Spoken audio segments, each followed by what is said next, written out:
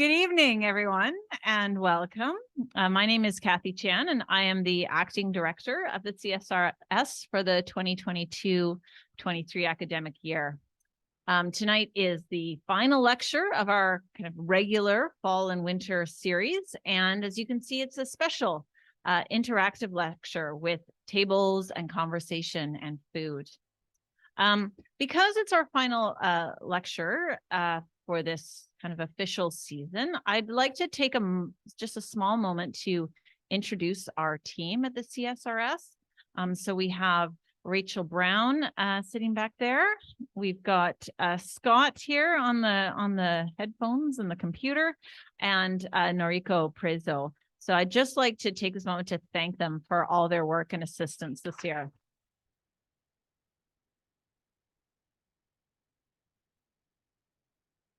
So before introducing tonight's guest speaker, I'd like to begin by acknowledging and respecting the Lekwungen peoples on whose traditional territory the University of Victoria sits, and the Songhees, the Esquimalt, and Wasanich peoples who have continuing historical relationships with the land.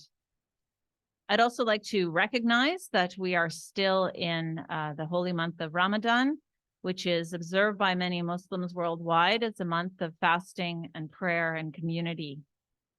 Because it is not yet sunset, there may be guests among us or at your tables who are still fasting, and we acknowledge that our timing in that respect is less than ideal. But we can still offer you community, and we can offer you dates and bread that Dr. Holmes and her team have baked for you to take home at the end, if that's a good option for you. So with that, I'm very pleased today to introduce our lecturer and facilitator tonight, Dr. Cindy Holmes. Dr. Holmes is an assistant professor in the School of Social Work at the University of Victoria. Her interdisciplinary research explores connections between well-being, belonging, storytelling, and resistance. It has been a great joy to have Cindy at the CSRS this term, and I'm really looking forward to hearing her thoughts and those of Leslie and Fiona, her collaborators, about dinner dialogues, spirituality, and social justice. So thanks very much and welcome, Dr. Holmes.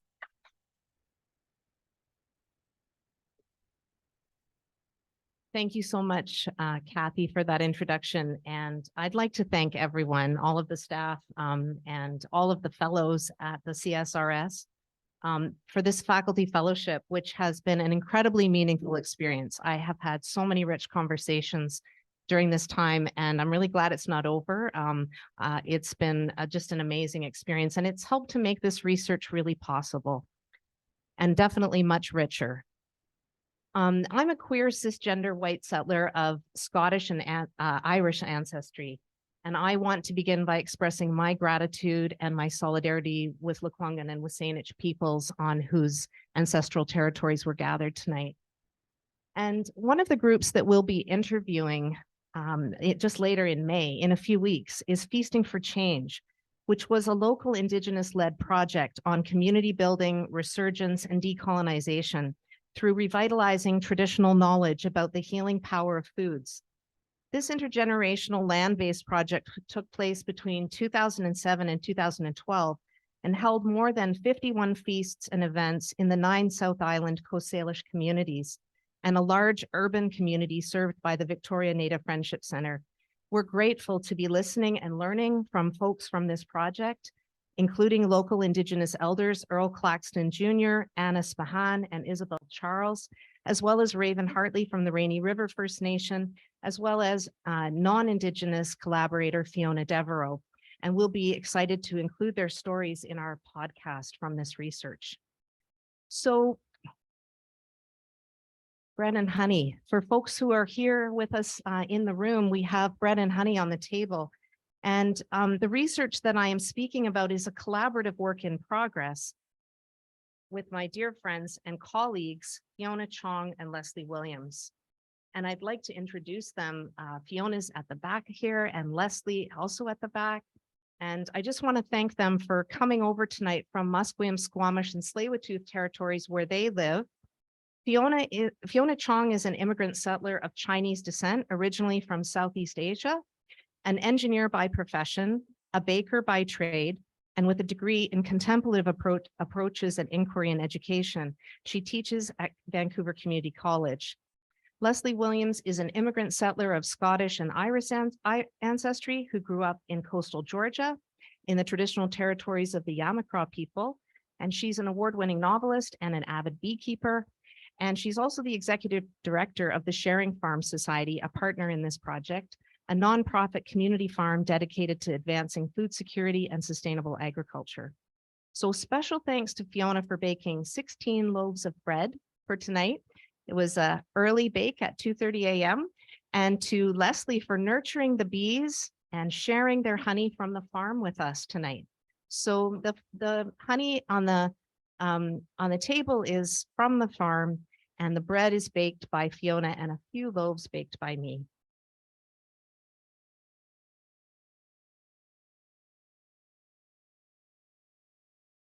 So our research looks at the social, cultural, and spiritual significance of intentional dinner dialogues. Dinner dialogues emerged over the past 10 years across Turtle Island, what is known as North America, to reduce isolation, increase dialogue, deepen relationships, reduce discrimination, and advance social justice.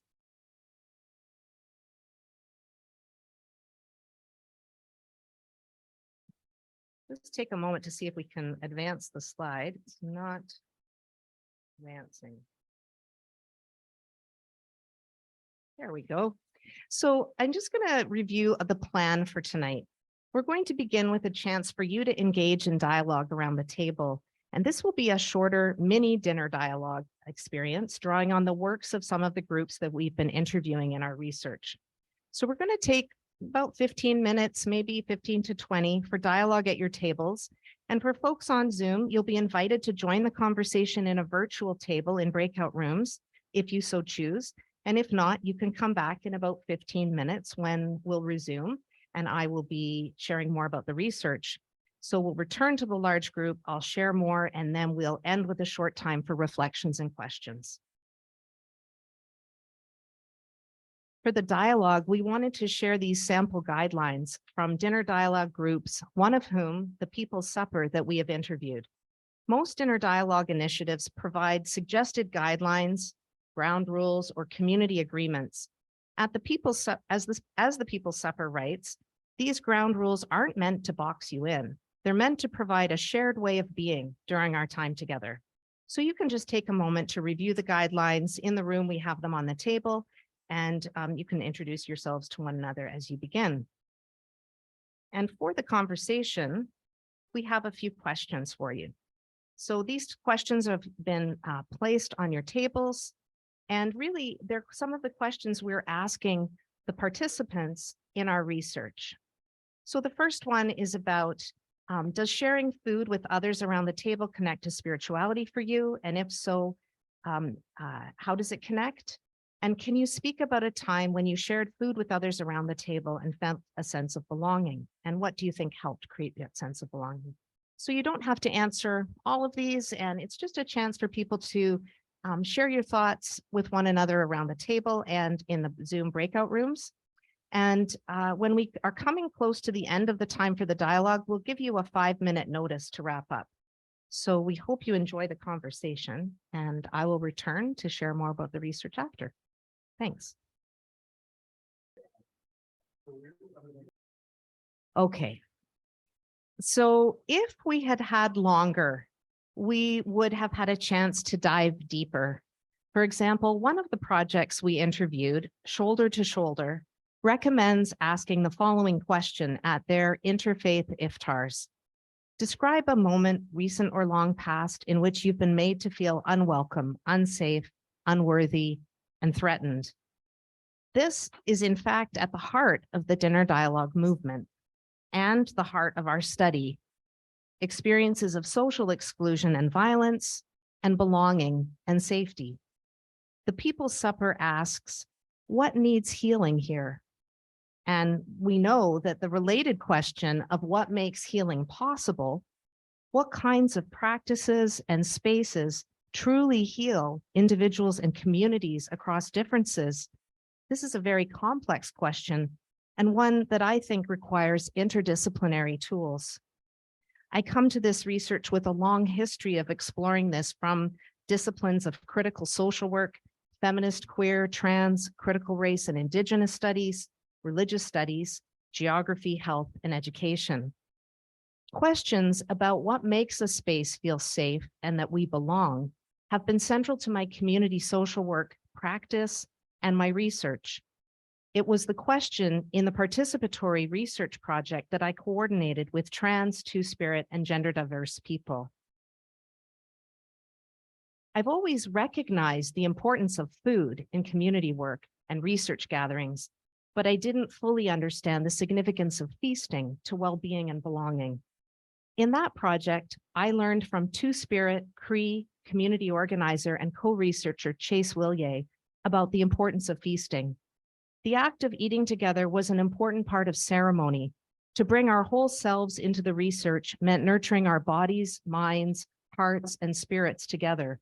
It was also a relational experience connected to decolonizing our research and practices of solidarity between Indigenous and non-Indigenous people.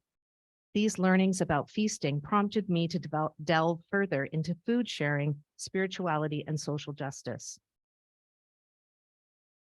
We know that the table is not a neutral space, and the act of eating together is not an innately liberatory experience. Some of us are not invited to the table. And what happens when you are invited, but there's no place for you there? When you've been made to feel unwelcome or that you have to hide parts of yourself in order to come? What about the times when you've been invited only to experience overt harm? And what about the tables you would never consider going to because of histories of harm that you and your ancestors have experienced by the hosts of those tables?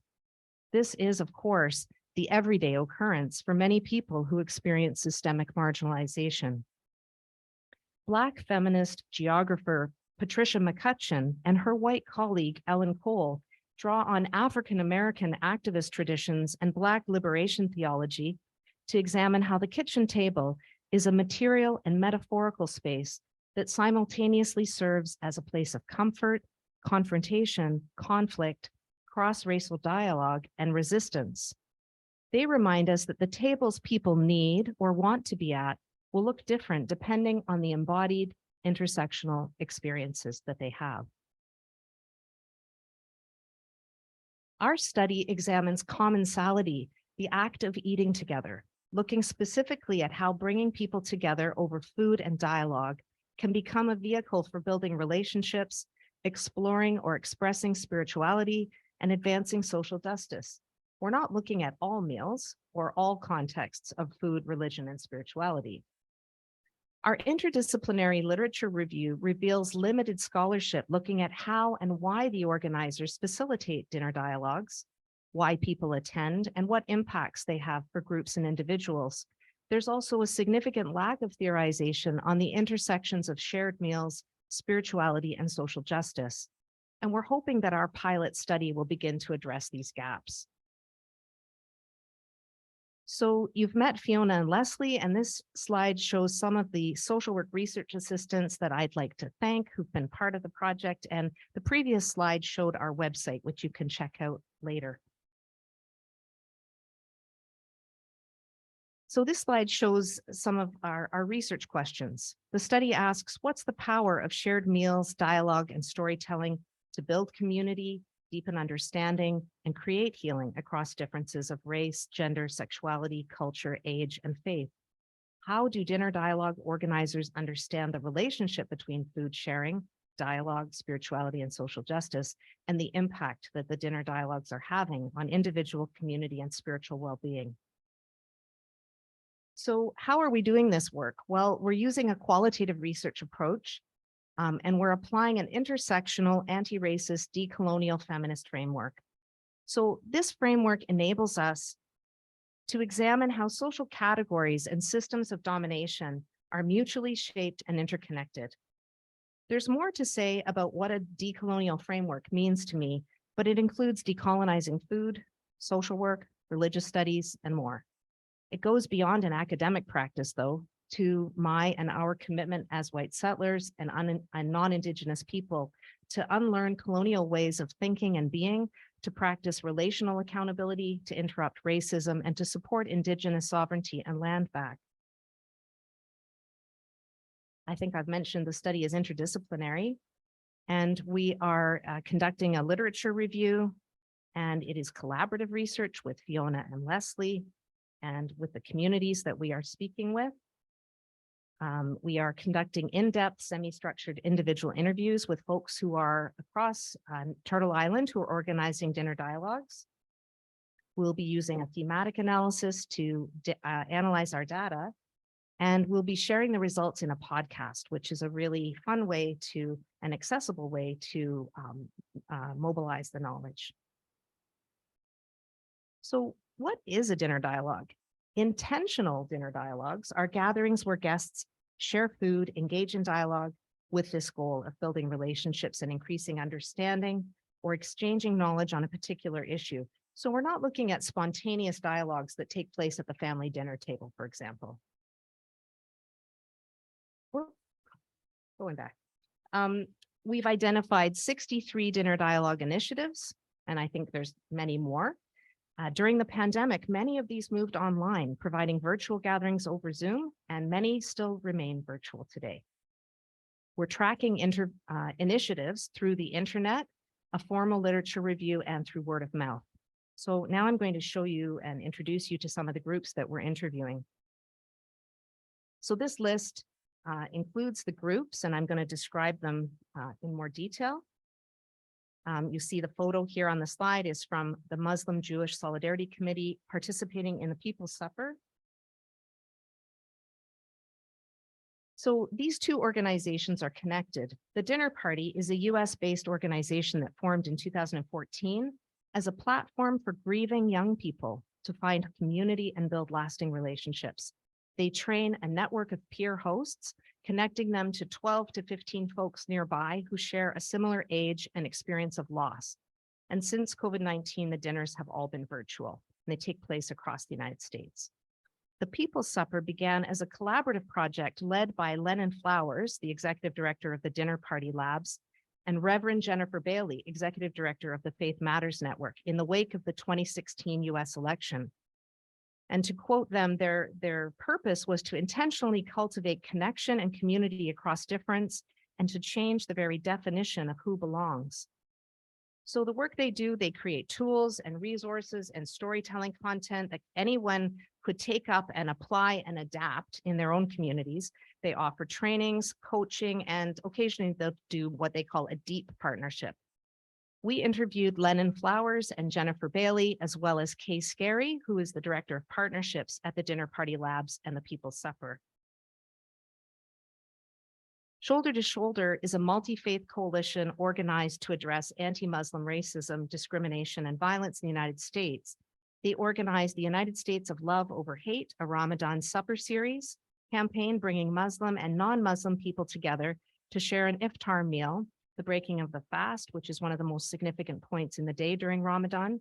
And during the pandemic, they facilitated the Welcome to My Table initiative, where they beautifully paired households to virtually connect and share an iftar meal. I'm quite inspired by this, what they did, and they produced these beautiful guidebooks as well. We had the opportunity to interview Nina Fernando, who's the executive director of the organization. What artists bring to the table was a community program of the Art Gallery of Greater Victoria in 2019, organized by social practice artist Reagan Shrum, who we interviewed for the project. She says that what they were doing was examining the wide range of narratives that food offers us, where participants worked directly with an artist to cook a meal or learn a food-related skill, and then they sat down to discuss how the workshop related to a bigger food topic. For example, food security, sustainability, and food colonization. We interviewed Jennifer Hawkins, who's a community health organizer and researcher, part of the New Matrix Meals, which was a partnership with Chilliwack Pacific Community Resources. And this project took place in 2017. The program focused on reducing stigma about substance use through meal sharing in people's homes. It was part of a series of dialogue projects led by Dan Reese at the Center for Substance Use Research here at UVic. And Jennifer is continuing to facilitate New Matrix meals now, but it is part of a research project, and we were able to interview her. Feasting for Change. I mentioned this in my opening. We will be interviewing folks from this project in a few weeks in May, and we'll be gathering in person in the territories here, where we will share some food together and listen to their stories about the project.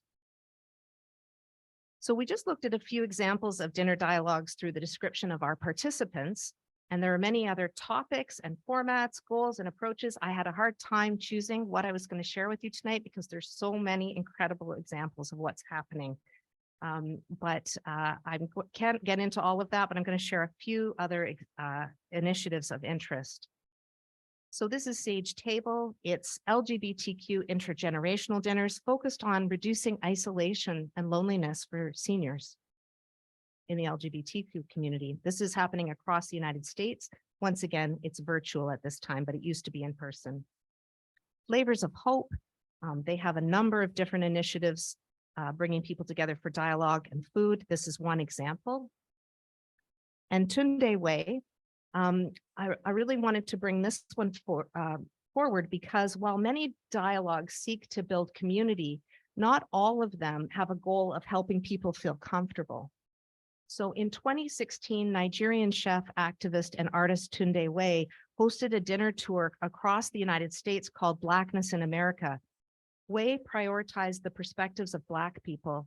The diners were predominantly Black, and the conversation was all about different kinds of Black experiences. He draws attention to the fact that white people or privileged folks are quick to move towards what he called a solutions-focused approach when discussing issues of systemic racism and discrimination rather than sitting in the discomfort of the dialogue. So this dinner dialogue offered spaces of catharsis and connection for Black folks, but was actually supposed to be uncomfortable for white folks.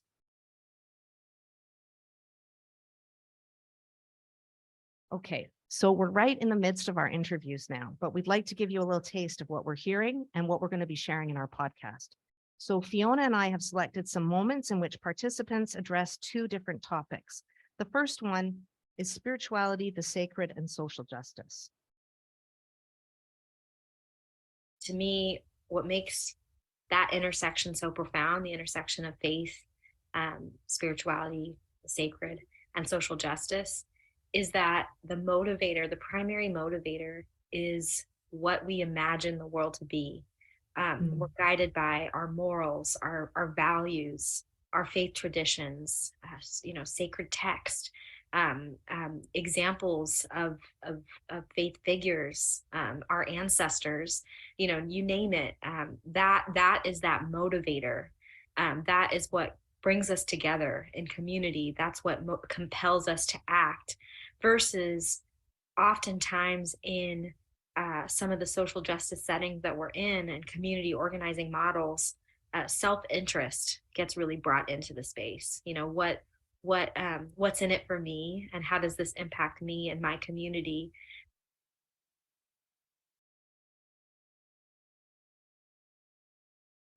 Oh, Cindy, you're asking me about my life's work. I know. And I'm so grateful for this life work that you're taking. Yeah. I was just thinking about your use of the term sacred, and when I think about the term sacred, what I'm thinking about is like a space that is set apart, right? Designated as distinct as, in the language of my own faith tradition, as holy, right? It's a space that is different from another space. It is a space that invites the presence of the divine, however one might formulate it in order for there to be a space of transformation. And I can think of no better description than that to describe the dinner table during these conversations. It's an invitation to set aside and set apart sacred time then, right? Time that suspends other time to be in deep relationship with those who are gathered around a table. And the depth of that relationship may be the product of years of relationship, or it could be the beauty of encountering a stranger. And so I think the table is where we practice what it is to be human with one another. And in my own Christian tradition, the way that I come to know God better as a reflection of God, as a reflection of the Imago Dei, or the image of God, is through the encounter with others, right? Because there's an implicit assumption that there is a God presence in each of us, so that in our encounter with one another, we actually get to know the divine better.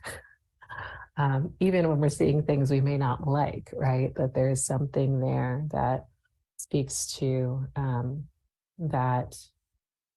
that sense of a greater, whether you call that greater being love, whether you call that greater being community, whether you call that greater being God, as I do, right? And so I think to take any movement for social change has always had infused within it a sense of spirituality, perhaps not religion, but a sense of there being a higher power that we are aspiring towards, or a vision that we are aspiring towards that is beyond that which we can currently imagine. The entry point in a lot of this work, is as an organization that was originally kind of characterized as being, comprised mostly, of millennials and Gen Z and folks who are, part of the biggest growing cohort of spiritual but not religious, and the kind of like unchurched, unfaithed, and it's been interesting, I think, as we've dug into our community, that's actually not true, that many of us hold many identities, right? And neither are we ever, one thing. But regardless of whether or not, your relationship, to the language of spirituality, I think that there is something that is innately human, that is hungry for these transcendent moments of connection with one another, right? Where you suddenly see in someone, and are able to marvel at the roads walked, right? You see in yourself, something that you maybe kind of knew was there, but had never actually put language to, right? Or had the courage to say out loud, and you discover in the process you didn't break while doing it. And so, I think there's something, to me, the dinner table is one of the last sacred spaces, left. I realize I probably should have introduced, that was Nina Fernando, Jen Bailey, and Lennon Flowers. And now we're going to have Jennifer Hawkins. I wouldn't have used the word healing, except when I started talking about the people that are there with the experiences that they've carried, that are close to the issue, how much those particular participants have fallen in love with the meals and have said, we need more, or when can I sign up for the next one? I have to think why, and perhaps healing is part of the answer of that, the getting a sense of belonging and inclusion that is healing. But I wouldn't have actually really described it in those terms, or even in terms of spirituality, except that there have been moments where people connect to the deepest part of themselves, which I suppose could be considered spirit. That was Jennifer Hawkins from New Matrix Meals, the opioid dialogues. And this is Kay Scary from the People's Supper. I don't think that you can really tend to the bodies and spirits of one another without really doing the work of social justice.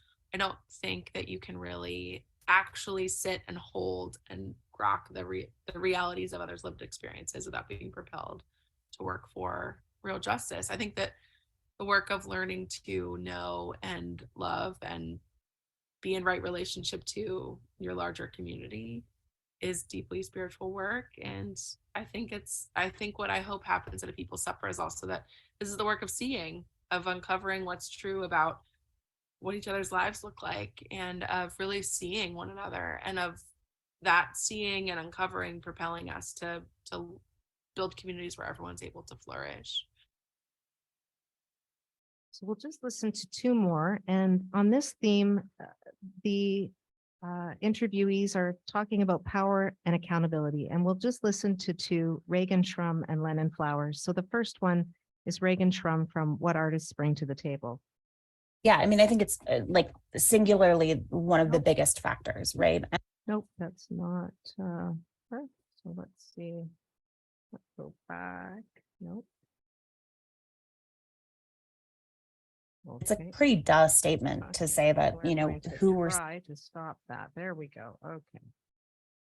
One thing I do as a curator and a programmer is try to make, again, the most accessible as possible, knowing that, you know, it still won't necessarily be accessible for all. So, you know, they were free events where people got to eat food, and those are two big barriers for folks, as well as they took place at the Oaklands Community Center, which is a community center that one of the only places that has ground level, that has gender neutral, wheelchair accessible washrooms, and also has like a separate secondary space that often in programming I use it kind of for what I call quiet space.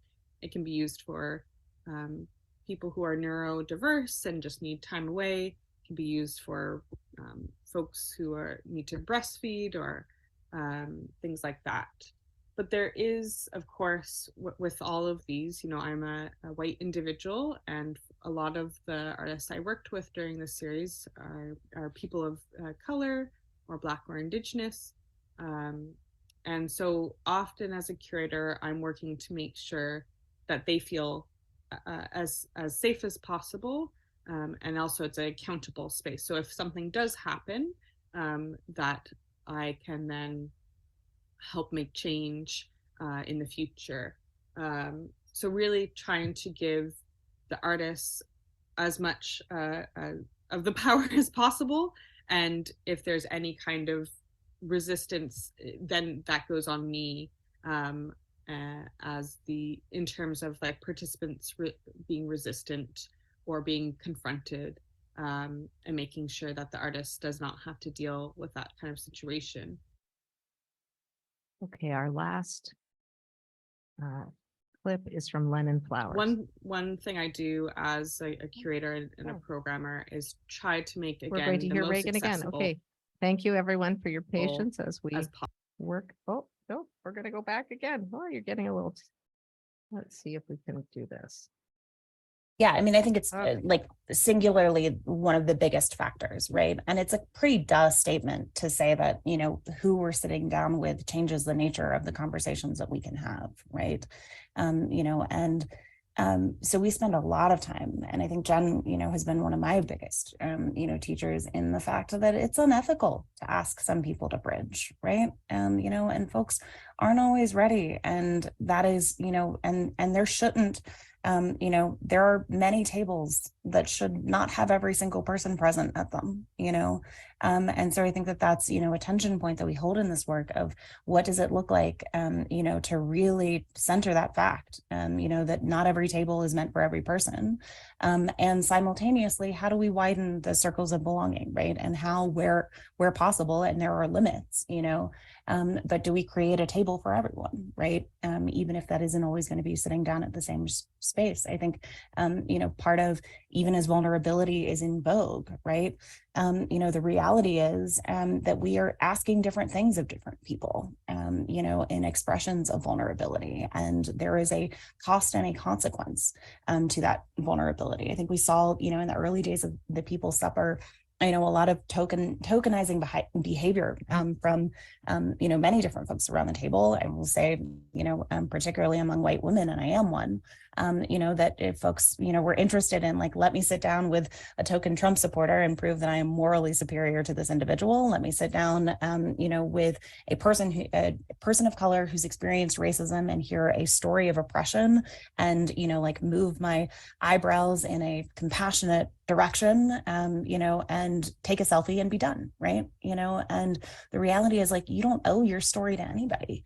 And what in that, you know, like, how do you earn that trust? You know, I think that there's the other layer, you know, of what's oftentimes confused for safe spaces as that language has become ubiquitous is comfortable spaces. You know, and there are, you know, plenty of people in the world for whom no space is a safe one, right? And guaranteed, you know, as protected from harm, right? And plenty of spaces in which, like, you shouldn't be comfortable, you know, as you understand, you know, a role, you know, either directly or indirectly in complicity with harm, right? You know, and what does it look like to build a wider coalition of people who are working towards equity? So I think power is everywhere in this. So just a big thank you to our participants, and so much in these interviews for us to take in, to learn from, and to think through and make connections. As I said, we're right in the middle of the research, so we're still in the process of making sense of all of this, but we're really excited to move forward and also to share their full interviews in the podcast. Okay, so here's the slide you saw a moment ago. So a lot of people have asked me, well, why spirituality? And I think that there's a link between commensality, the act of eating together, spirituality, and social justice. And I'm curious about what that is and how it works. I haven't figured it all out yet, but I'm enjoying the process. And I want to close by telling you about a 5-part workshop that I took recently during my fellowship at the CSRS. This workshop was with Irish theologian and poet Padraig Ó Tuama, where we explored the meaning of spirituality and what it means to nurture the inner life. Padraig's definition of spirituality is here on the screen, draws on the word's Latin origin, spirare, meaning to breathe. The spiritual is what helps you breathe. More, it's the opposite of suffocation. Also, aspire and inspire. And through reading about commensality, the act of eating together, I came across a beautiful reminder about the root of another word, companion. Com meaning with, and pani meaning bread. Originally, the word was used to describe someone with whom you shared a meal. Your companions are the ones with whom you are together with bread. As I've talked about earlier, the space of the table and the experience of eating together are not neutral or inherently liberatory or welcoming. But drawing on the roots of these words, I think, can help us think in new and perhaps old ways. We might see that tables and shared meals become spiritual and sacred spaces through radical practices of companionship that enable all of us to breathe. Companionship that enables all of us to breathe is practiced through solidarity, where we build equitable relationships of care and mutuality through conversations that help us to understand one another and build communities. Thank you, everyone.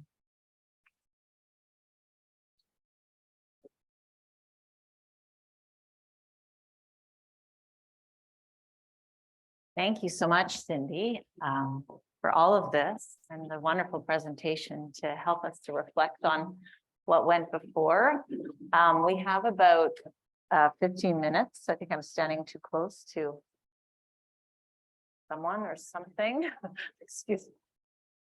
What's that? Okay. Oh, look, I'm very close to all of you.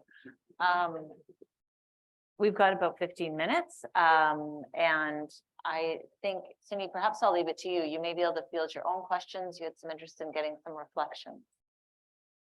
Sure. I think that it would be interesting if anyone wants to share a reflection from the conversation you had, which took up some of these themes and questions, or if there are things you want to comment on or ask questions about our project or some of the things that you heard tonight. Yeah, hi. Oh, I think that Scott's going to just ask you to use the mic because the people on Zoom can't hear you unless you speak into the mic. Thank you so much. Thank you. I'm curious about a definition of food colonialism, and that's one. And the other one is, how did you organize menus, considering a variety of people have various issues which may derive from their spiritual traditions or religious traditions? Yeah, maybe I'll start with the second question first, which is just to say that what I've seen I'll give a couple of examples. The People's Supper has produced these guidebooks, And it's kind of a, how-to guide on if you want to host something like this. And it talks about taking into consideration different people's faith traditions and food practices, and to consider that in the hosting.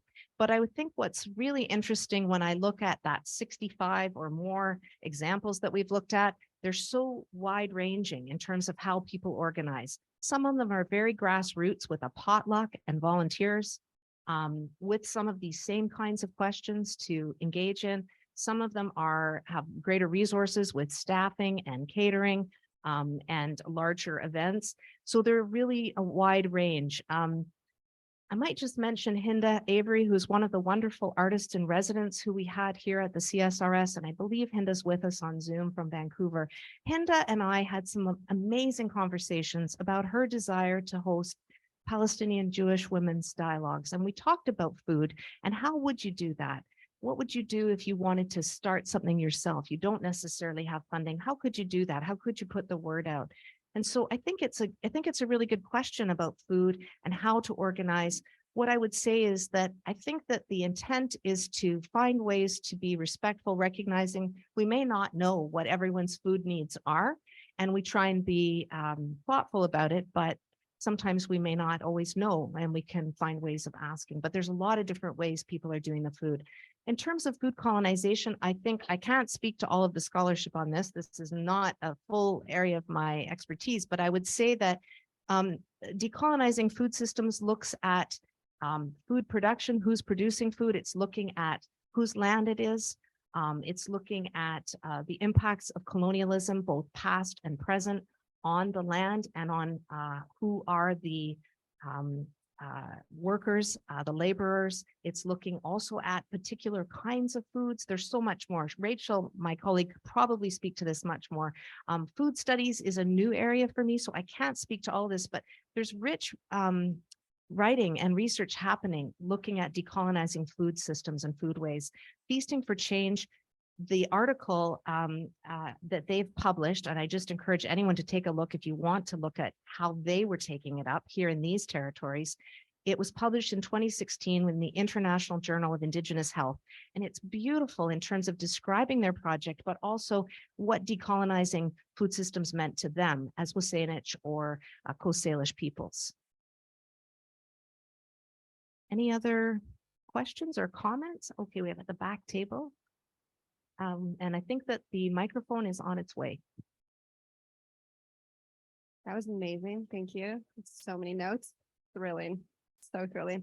I don't know much about qualitative research, but I am curious about the frequency that I picked up on the word depth being used in relation to is it a bias towards depth, just like how some people have a bias towards action or a bias towards growth or whatever? So is that related to thematic analysis?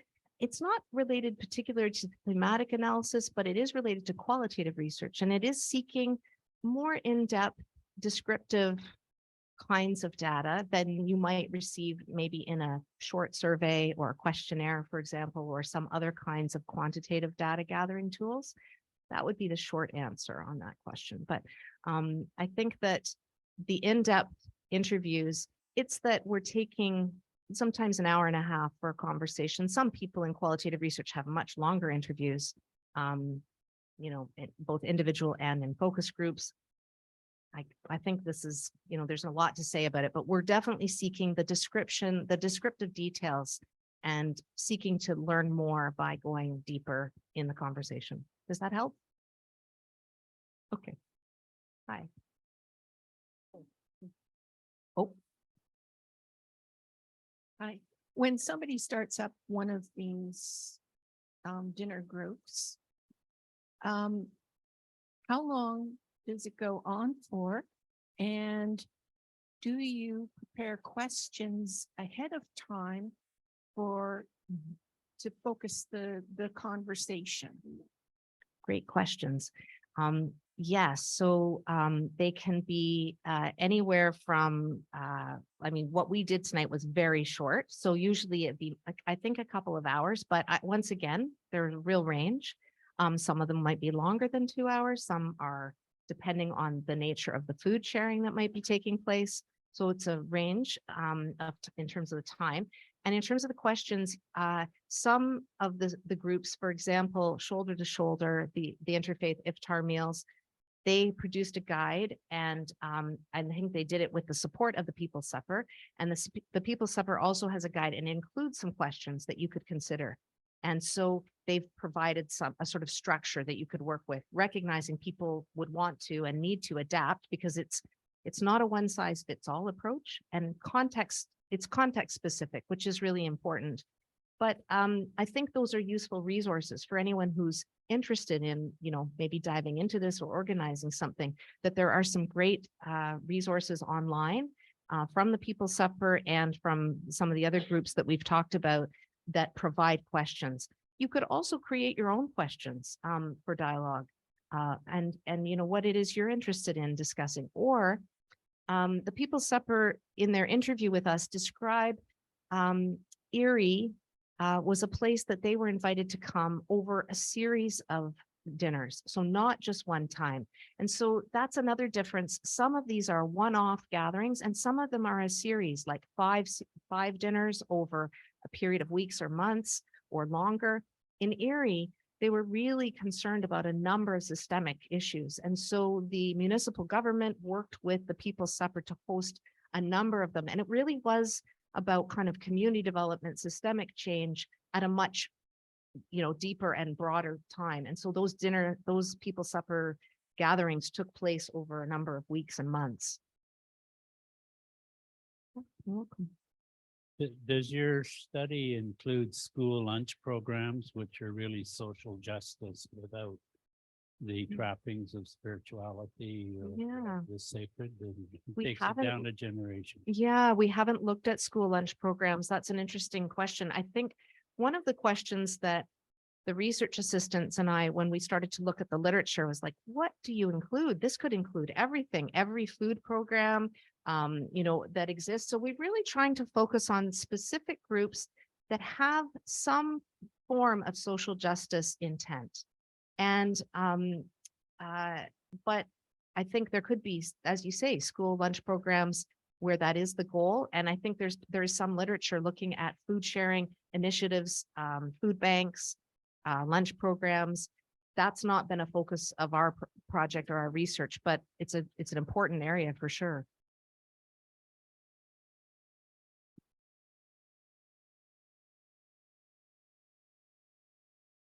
Thank you very much. All of your presentation and some of our discussion to me brought about the idea of trust, acceptance, and in some cases isolation.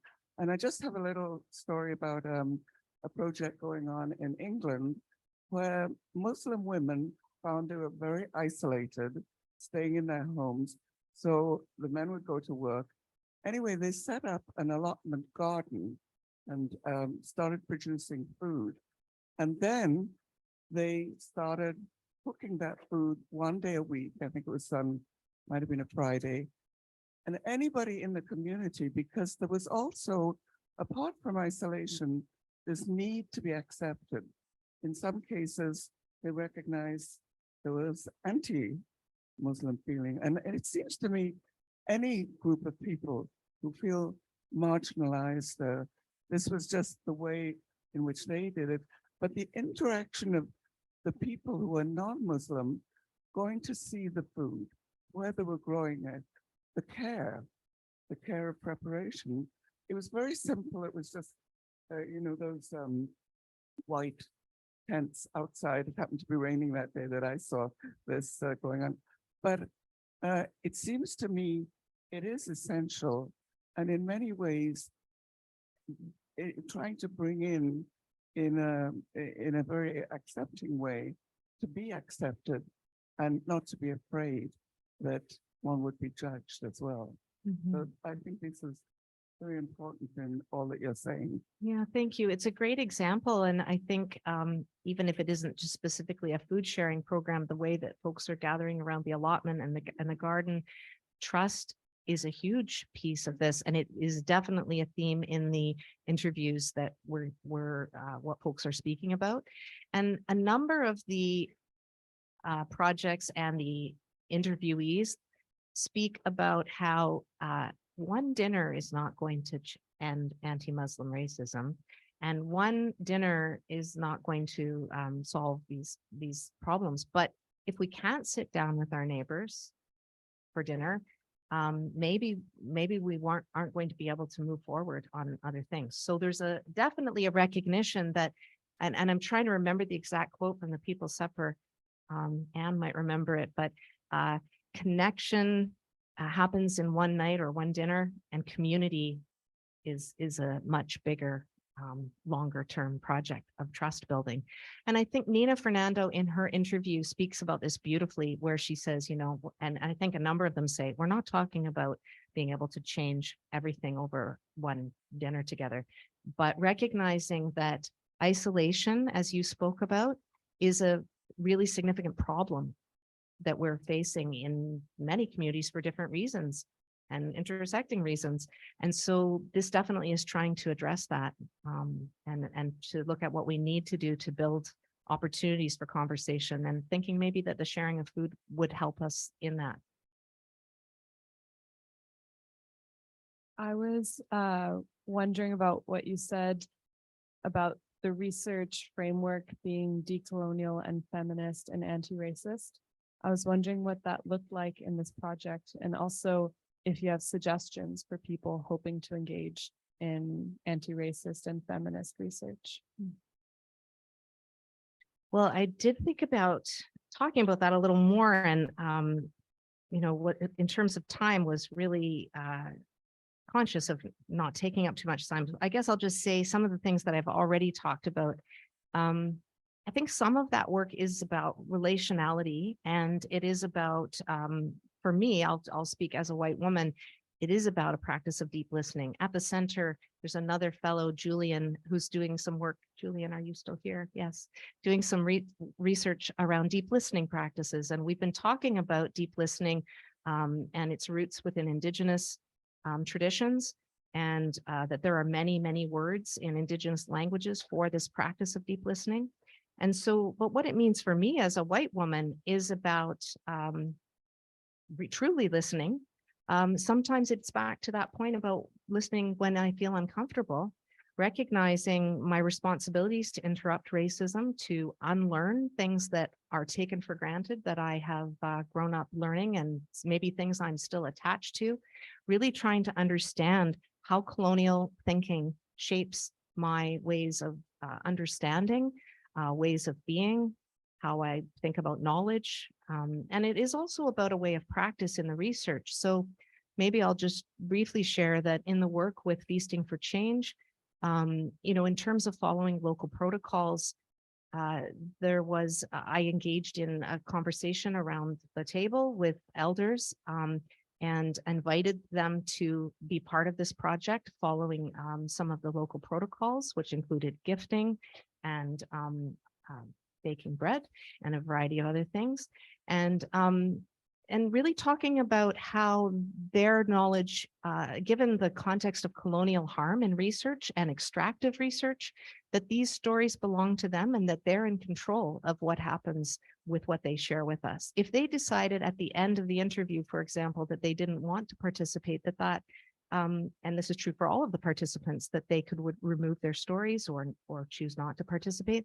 This is just one very small piece. And I feel like there's so much more in terms of understanding for me about, interrupting whiteness and challenging racism, both in research and in everyday life. It's not just an academic practice, it's a daily practice, and it's about our responsibilities in our communities. So I think that what's exciting for me about this project is seeing the ways in which Jennifer Bailey, Lennon Flowers, Nina Fernando, Reagan Shrum, Jennifer Hawkins, all of these folks that we've interviewed really do take up practices that are feminist, anti-racist practices in their organizing of dinner dialogues, even though it's not necessarily the center of every single one of them. There's much more I could say, but I think I'll leave it there.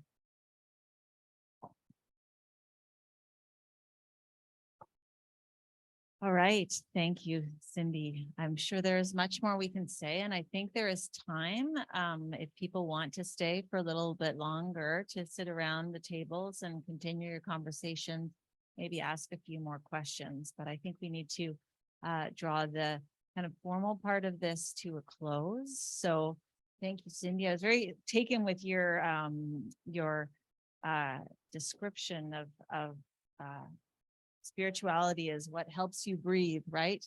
And I love that you're exploring this possibility of the dinner table where, despite, you know, social tensions and deep divisions within certain communities, it can once again be a place where people can breathe together. So thank you for leading us through that journey. Before I let you all go, let me just draw your attention. Well, let's first say thank you actually to Cindy.